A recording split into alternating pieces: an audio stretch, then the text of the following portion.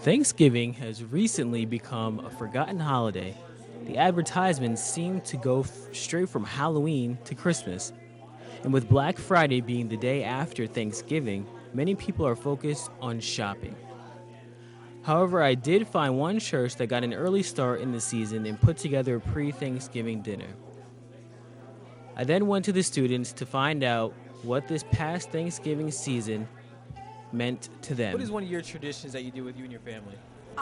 We have a small Thanksgiving, so my family comes up, my mom's side, and we have Thanksgiving at my house, and then on Saturday we have another Thanksgiving, and we go down to Lancaster, and we have Thanksgiving with my dad. Sounds good. So a lot of turkey? Yeah, a lot of food. It's so good. What is Thanksgiving, if you had to define it, what does Thanksgiving mean to you?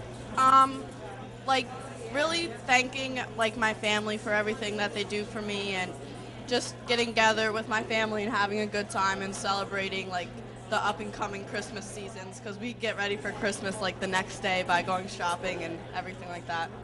All right, thank you very much, Allie.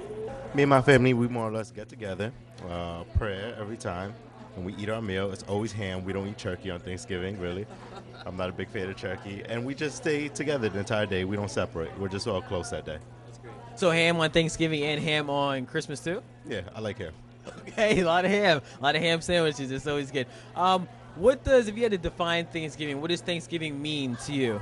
Thanksgiving means family, giving thanks, remembering where you come so far, and thanking God for everything that you've got. That sounds good. Thank you very much, Joel. Thank you for your time. All right, I'm here with Ruslan, the Henry Student Center at Ruslan. During this Thanksgiving season holiday, everybody has a different tradition or whatever they do with their family. What do you and your family do? Our Thanksgiving is what we like to do, coming from the Slavic heritage. We have a church service on that day. As a church, we come together. Sometimes it depends on the year. Sometimes we'll have a whole feast at the church itself, but then in the evening time, we come back home as a family. Both grandmas from each side coming together for a big dinner with extended family, mostly in Washington. We hang out, have our turkey. A lot of it is God-based, giving thanks to God for everything that we have here, and just giving thanks for everything and just enjoying ourselves. So if you had to define Thanksgiving, what does Thanksgiving mean to you? Thanksgiving to me means a day of really speaking at it from the Bible, a day of harvesting, so to say, biblically speaking, of the food itself that we have, but also spiritually. I'm just really thankful for everything that I have on that day. Sounds good. Thank you very much, Ruslan. If you had to define Thanksgiving, what does Thanksgiving mean to you?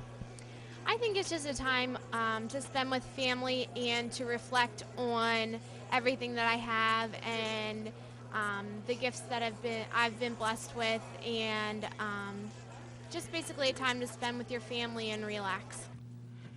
'Tis true that many celebrate this time with family, turkey or ham, and football. But let's not forget that the first thing the Puritans and Pilgrims did when they came to America was erect a wooden cross, symbolizing their thanks to God for safe travels. One thing I'm thankful for is that everyone's favorite season is fast approaching. So remember to give God thanks, and remember Romans 10:9. If you make Jesus first in your life, he will never let you down.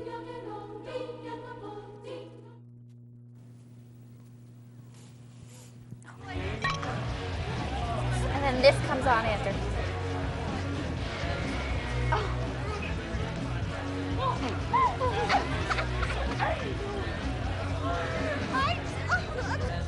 It's easy to tell if you've had way too many. But what if you've had just one too many? Buzz driving is drunk driving.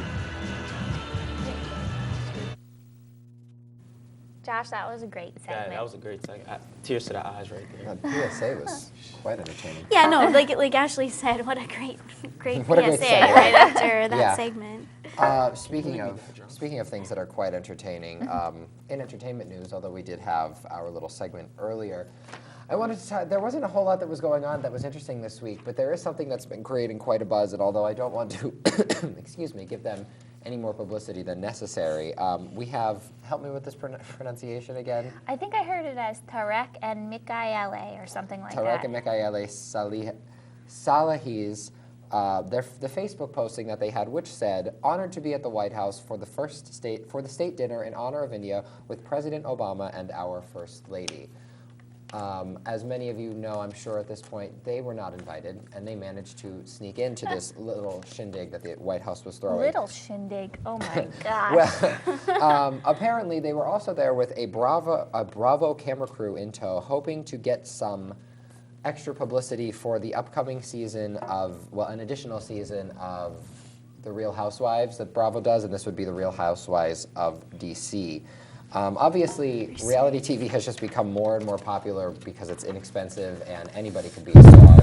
And that's exactly what these people are planning on doing. The article, which came from CNN.com, also talked about how it's really disheartening that not only are people now using White House dinners to try to break into the pop culture scene, but how what TV channels that were once upon a time learning channels and educational channels have completely gone the route of reality TV, like TLC, which was the learning channel where you could actually learn something from the programming, now hosts things like John and Kate Plus 8, which basically just became a huge divorce splattered across America. You had Bravo, which was once a channel for the performing arts, now the Real Housewives franchise that breaks into the White House for fun, just, you know. You had A&E, Arts and Entertainment, which hosted things like A&E and The Stage, which brought the audience members plays, concerts, documentaries, and now has things like Dog the Bounty Hunter, Chris Angel, Mind Freak, and Intervention, which I do enjoy. And of course MTV, which is no longer music television and is now Real World TV. Thoughts? I can't believe those people got in the White House. That's that's terrifying in and of itself, but their reasoning behind it is It's funny.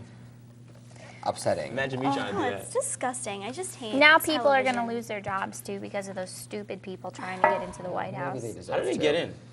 But thankfully, some people in this world are still trying to keep the arts alive. Let's take it over to Act 1, Scene 1.